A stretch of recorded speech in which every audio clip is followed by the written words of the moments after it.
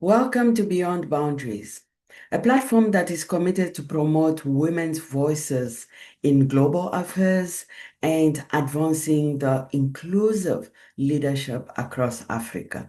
I am Madelein Mkunu, the president of Leading Women of Africa, a social enterprise based in Cape Town, South Africa, that is committed to promote women's leadership and African regional integration.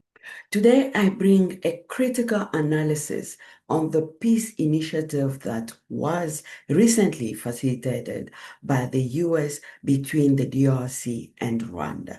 As we know, the DRC has experienced instability in the eastern part of the country for over 30 years. Yes, there were efforts, regional efforts, including SADC, the East African Community, and the MONUSCO that were there in search for lasting peace in the region. In the search for lasting peace in that region, the President Tshisekedi has approached Washington to facilitate a peace deal between the two countries. So we're here today to celebrate a glorious triumph, and that's what it is, for the cause of peace. And this is a long time waiting, the signing of a historic peace agreement between the Democratic Republic of the Congo and the Republic of Rwanda. The conflict has continued, and it's been going on for many, many years. It's been going from, I guess they say 30 years. But as we know, recently, the peace deal that has been signed just recently, as recent as June, is on the verge of being collapsed.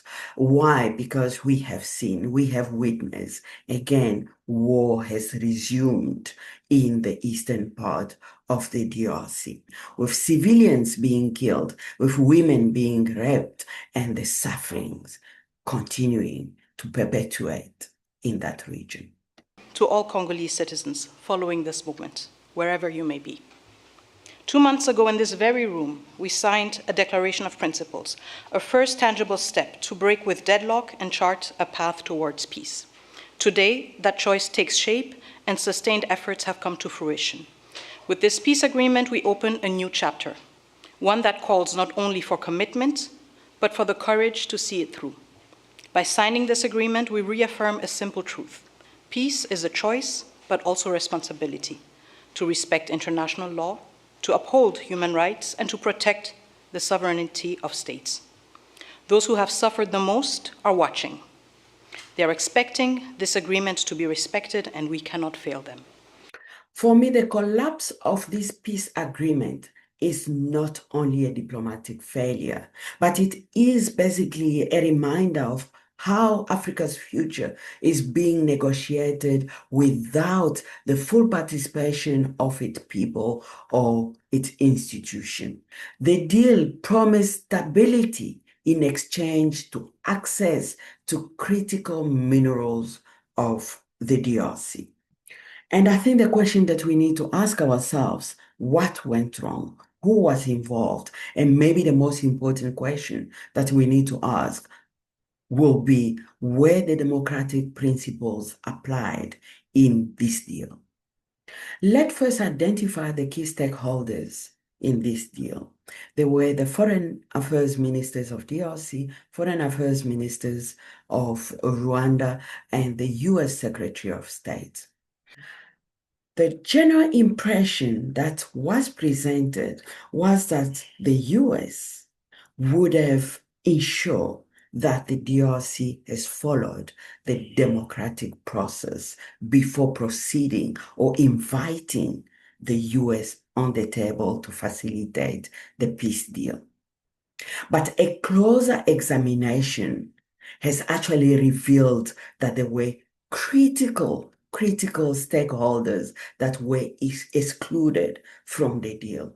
The DRC Parliament was not involved. The Ministry of Mines was not involved, including the civil society. We know one of the major principles of democratic processes is public participation. But as we can see, that there was no proper consultation within the DRC stakeholders. And this has really created, or maybe it divided the stakeholders in the DRC, especially when there was no inclusive negotiation, there was no public debate, there was no ratification from the DRC parliament. This basically, it compromised the legitimacy of the whole deal process or the whole negotiation process. The legitimacy of the whole agreement was put in question. Now let's see what could have gone wrong on the US side. The US, a champion of democracy, has failed to ensure that the process has involved all the stakeholders on the DRC side. Failing to do so, the whole agreement have actually created a mistrust from other stakeholders from the DRC side. Now let's see, we have also seen Qatar in the process. Qatar as a mediator has failed due to its inability to effectively negotiate and coordinate a peace process in that region, in the eastern part of the DRC. This shortcoming by Qatar have actually opened way for the recent UN Security Council Resolution 2773 that has largely just echoed the resolution, the earlier resolution from Washington.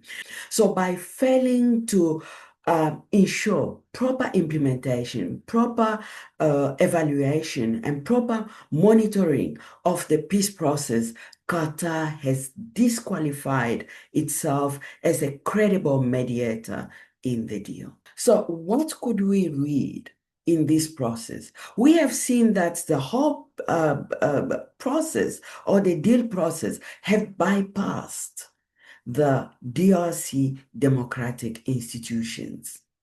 There was no ratification by the parliament. There was no public scrutiny. There was no accountability. So strategic minerals were exchanged without legal mandate by the public, by the DRC stakeholders. And even President Kagame has actually warned that the deal will not hold. The Trump administration kept looking at a combination of these three matters that need to be addressed: the political, the security, and the economic. While in some other people's minds, it was just economic. You want a deal, you want money, you want minerals, you want please take it, and save us from these troublemakers, even if it doesn't address the problem, depending on how they see it. So I'm sure that is what is still affecting, and maybe will affect, the implementation. Because what people had in mind is not necessarily 100% what they are getting. But in addressing any problem like this one, it's give and take. You don't get 100% what you want, because there are many parties concerned with the problem. And the most important question that we have to ask is, who are the winners and the losers of this failure? Let's start by the losers. The losers here are Congolese citizens. Economically, they will not benefit in any way in the outcome of the deal. On a security point of view, the war has resumed. Civilians are being killed. Women continue to be raped. And instability in the eastern part of DRC continues. And who are the winners? The American companies will continue to operate. They stand to be the winners. They will continue to operate in the eastern part of DRC, whether the peace holds or not.